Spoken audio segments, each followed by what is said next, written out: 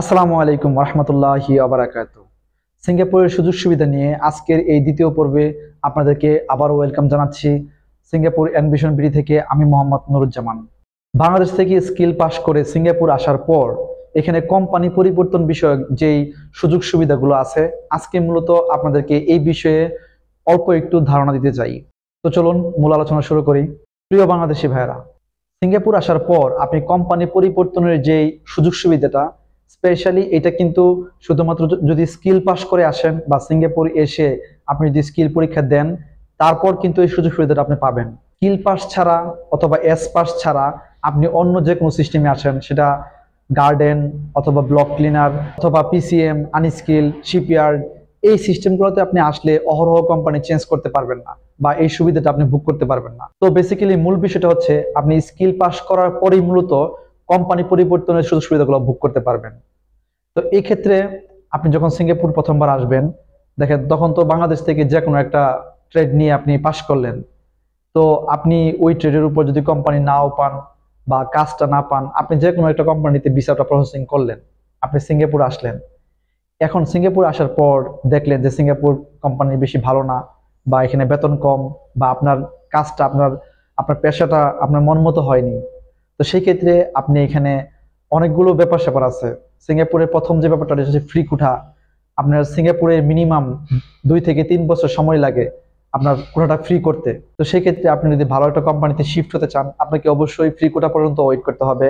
এরপর আরো অনেক কিছু ব্যাপার স্যাপার আছে, কিন্তু বেসিক্যালি আপনাকে ফ্রি কোটা করতে হবে।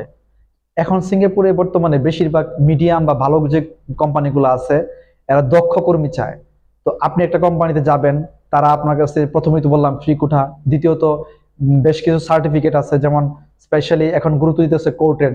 সিঙ্গাপুর আসার পর মিনিমাম আপনি 4 বছর অতিক্রম করার পর আপনি সিঙ্গাপুরে কোর্টেড দিতে পারবেন। কোর্টেডটা হচ্ছে এটা একটা হায়ার স্কিল, যে আপনার ভালো একটা কাজের উপর ভালো এক্সপিরিয়েন্স আছে, প্লাস ডিপলি আপনি এই কাজটার উপর একটা আন্ডারস্ট্যান্ডিং আছে।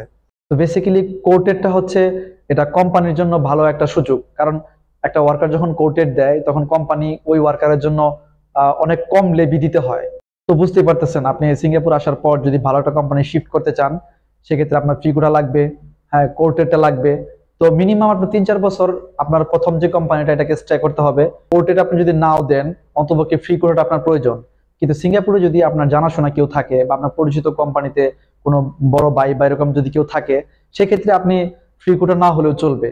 একটা কোম্পানি যদি চায় আপনাকে যে আপনার কোনো কিছুই লাগবে না, ফ্রি কোটাও লাগবে না, কোনো সার্টিফিকেট কোর্টেডও লাগবে না, সেক্ষেত্রে আপনি ওই কোম্পানি যদি আপনাকে নেয়, আপনি তো চলে যেতে পারবেন। অথবা আপনি কোম্পানি চেঞ্জ করতে পারবেন, সিঙ্গাপুর আসার পরের বছরই আপনি কোম্পানি চেঞ্জ করতে পারবেন। সেই ক্ষেত্রে আপনাকে এজেন্ট ফি দিয়ে আবার আসতে হবে। তো এখানে একটা বিষয় আপনাদেরকে বলে রাখি, যে আপনি যখন কোম্পানি চেঞ্জ করবেন, আপনি যদি ভালো দক্ষ কর্মী হন অথবা ভালো সার্টিফিকেট থাকে, আপনি সিঙ্গাপুরে কোম্পানি চেঞ্জ করতে হলে আপনি সরাসরি কোম্পানির মাধ্যমে যদি যোগাযোগ করে তাদের কাছে ইন্টারভিউ দিয়ে যদি আপনি কোম্পানিটা চেঞ্জ করেন, সেক্ষেত্রে হয়তো আপনার এজেন্সি ফি লাগবে না, কোম্পানি হয়তো আপনাকে ফ্রি নিয়ে আসবে, আপনি শুধু বিমানের টিকিট কেটে চলে আসবেন।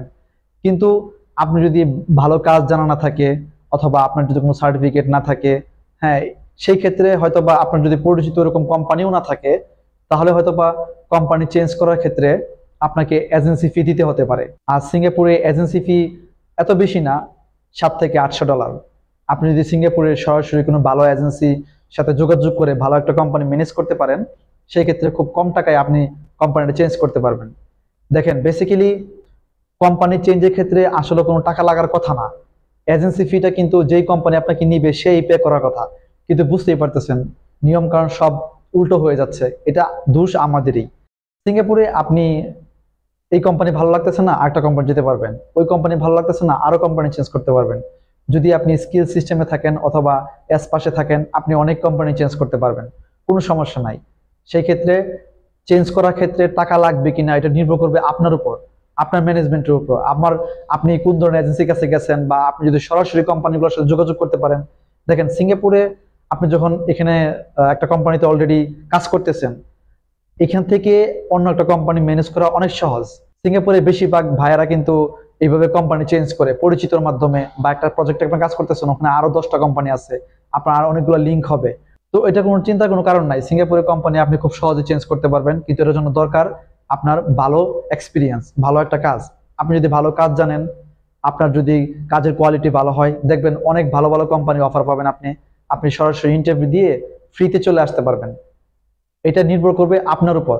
তো আমার আজকে যে মূল বিষয়টা, যে আপনারা সিঙ্গাপুর আসার পর আপনি অহরহ কোম্পানি চেঞ্জ করতে পারবেন, তবে অবশ্যই স্কিল পাশে। এটা সিঙ্গাপুরের একটা ভালো দিক মনে করি আমি, কারণ আহ, একজন মানুষের একটা কোম্পানি ভালো নাও লাগতে পারে, বা কোম্পানির ওই কাজটা ভালো না লাগতে পারে, বিভিন্ন কারণে কোম্পানির সাথে তার সমঝোতা নাও হতে পারে। সেই ক্ষেত্রে এই যেটা সুবিধা, যে আপনি চাইলেই কোম্পানিটা চেঞ্জ করতে পারতেছেন, এটা খুবই একটা ভালো দিক আমি মনে করি। এতে আমাদের বহু বাংলাদেশিদের জন্য আহ, অনেক ভালো অপরচুনিটি তৈরি হয়। আমার একটা পরিচিত আহ, বাংলাদেশি ভাই হয়তো বা একটা কোম্পানিতে আছে, কোম্পানিটা ভালো, আমি জানতে পারছি, তো উনি আমাকে নিয়ে গেলেন। তো এইভাবে কিন্তু সবকিছু হয়ে যায়। তো আপনারা যারা স্কিল পাস করে আসতে চান, বা আপনারা যারা অন্য সিস্টেমে এসে সিঙ্গাপুর স্কিল টেস্ট দিতে চান, হ্যাঁ আপনারা করতে পারেন, এবং আপনারা ভবিষ্যতে ভালো একটা কোম্পানি খুঁজে সেটেল হতে পারবেন, কোনো সমস্যা নাই। তো আশা করি আজকের বিষয়টা আমি আপনাদেরকে বোঝাতে পারছি। তো ভালো থাকুন, সুস্থ থাকুন, দেখা হবে ইনশাল্লাহ পরবর্তীতে এরকম কোনো গুরুত্বপূর্ণ ভিডিওতে। ধন্যবাদ।